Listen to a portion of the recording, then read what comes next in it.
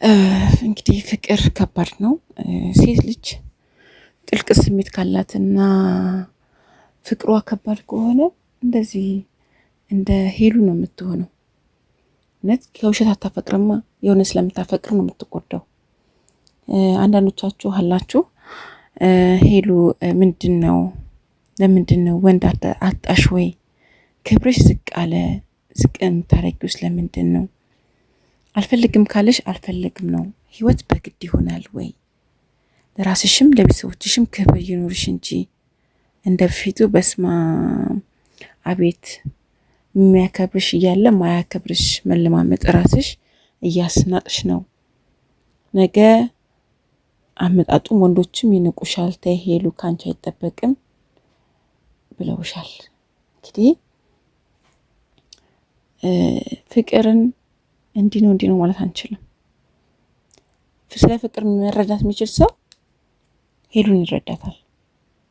ሴት ልጅ ሁል ጊዜ እንዲህ ራሴ እንደዚህ ላድርግ፣ በቃ ካለሱ መኖር አልችልም፣ እሱ ነው እንደዚህ ህይወቴ፣ ተስፋዬ ጨለመብኝ ህይወቴ ምናምን ትላለች። ግን ከያብ ስራ የበለጠ ደግሞ ሰው ስታገኝ ለካም እንደዚህ ሰው ነበር እንዴ፣ እንዴ ማፍቃሪ ነበር እንዴ፣ እንደዚህም አይነት ሰው ነበር እንዴ የምትለው ደግሞ አለ። ምክንያቱም ምንድነው ሴት ልጅ ቶሎ ነው የምትቀበለው ፍቅርን።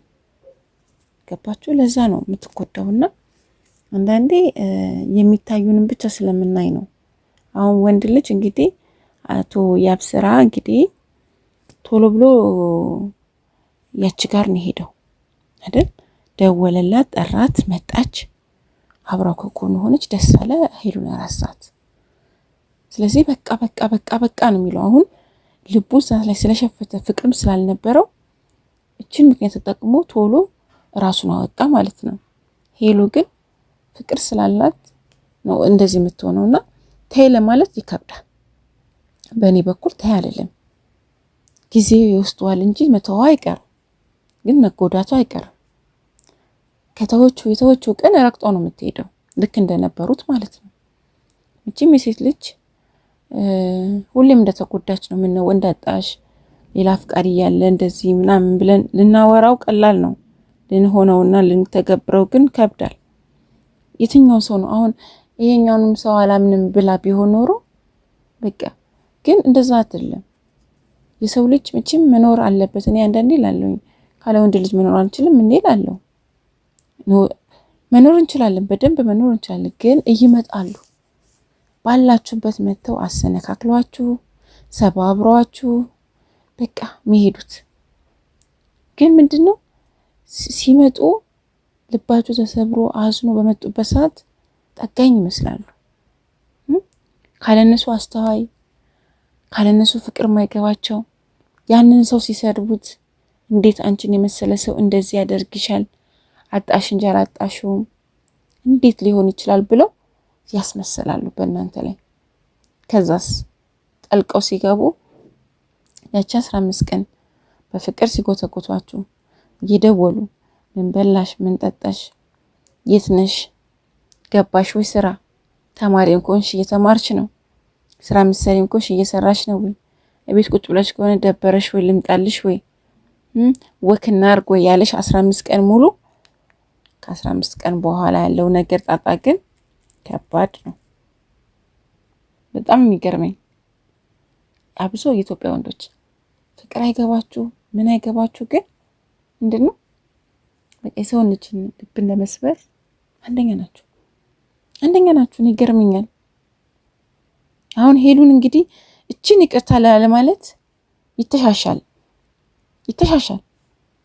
እሱ አልጋ ላይ ቁጭ ብሎ አግኝታው ምንም አላደረኩም ይላል። እንግዲህ ምን አደረገች? ካሜራውን አምጣና ሳይን ተሳስማለች፣ አፍ ለአፍ ተሳስማለች፣ ጉንጩ መሳም ትችላለች። ወንድሟ ነው፣ በቃ አለቀ። ወይ ደግሞ ተሳስቼ ነው በል። በደንብ ያላየኸውን ነገር ልትፈርድ አትችልም። ያ ልዑል ተንካሴስ ነው በርግጥ።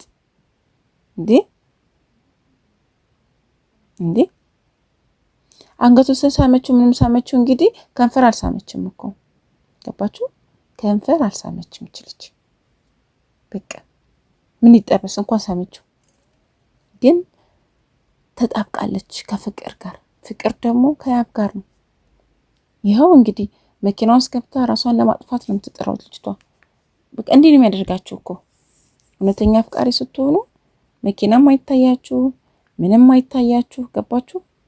በቃ የሌላ ሰው ሲሆን መሆኑን ደግሞ ስታቂ ደግሞ እንዴት ነው የሚያሰርልሽ እንዴ? አንዳንዶቻችሁ አላችሁ ሄሉ ይሄ ልጅ ይቅርብሽ፣ እንዲህ እያፈቀራችሁ ይቅርብሽ ማለት አለ እንዴ? እንዴ አስባችሁታል? ማለት አንዳንዴ እኛ ቶሎ እንጸጸታለን። ምክንያቱም አሁን እሱ ሄለንን ሲለምናት ይሄን ያህል አላጠበቀችም፣ ቀለበቱን አላወለቀችም። ባደረገው ልክ እንኳን ሲበዛባት ነው ያወለቀችው። ገባ? ልዑልን ሲደበድበው ነው ያወለቀችው። ምክንያቱም ወጥ ረገጣ። በቃ ይሄን ያህል ፉክክር የልዑል እንዳትሆን ብሎ ፉክክር የተፎካከረ አይደብርህም እንዴ?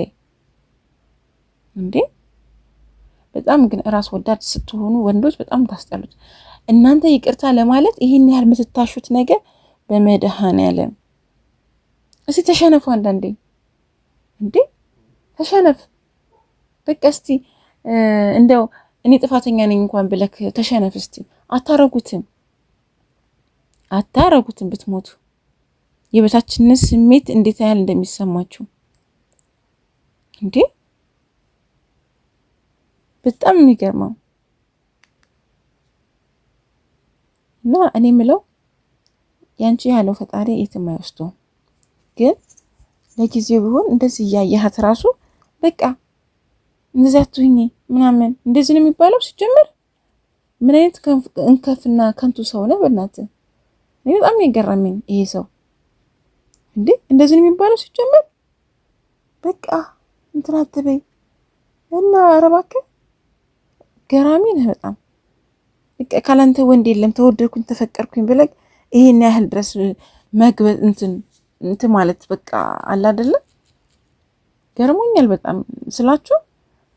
ይሄን ያህል ወንድ አልጠፋም እንዳላችሁት፣ ግን ስለተንበረከከችለት ይቅርታ በደንብ ስላለችው በቃ እንትን ተሰማው። ቆዳ ነገር ነክ እቺ ከልዑል ጋር ደግሞ እንዳትርቂ አጽናኝሽ ነው በቃ። እንዴ ይሄ እንደዚህ ከሆነ ልዑል በምንጣሙ እንዴ ከልዑል ጋር ራቂ ምናምን የምትሏ ሰዎች አትርቅም። ለምን ትርቃለች? ለምን ትራቅ? በቃ አጽናኛዋ ነው ብቻዋን ትወንድ ልጅቷ። አንዱ በሄድ እንኳን አንዱ ያጽናናል እኮ ቢያንስ ምንም አጠፋም አላጠፋም ይሻላል። ይሄ የሚገባ አይመስለኝም። ጭራሽ መኪና ውስጥ ገብታ እያየ ሌላ ነገር ታሪክ ያወራል። ምን አይነት ሰው ነክ? አንዳንዴ ይገርመኛል እውነት። እንዳንተስ የከፋስ ነገር የለም። ያንተ ከፋ በጣም የእውነት ያንተ ከፋ እንዴ! አረ ይደብራል በእናትህ። ቢያንስ ለማጽናናት ሞክር። ቢያንስ አብረሃት እንኳን ባትሆን እንደው ለማስመሰል እንኳን ሞክር ይባላል እንዴ። ይቅርታ አለች፣ ይቅርታ አድርግ።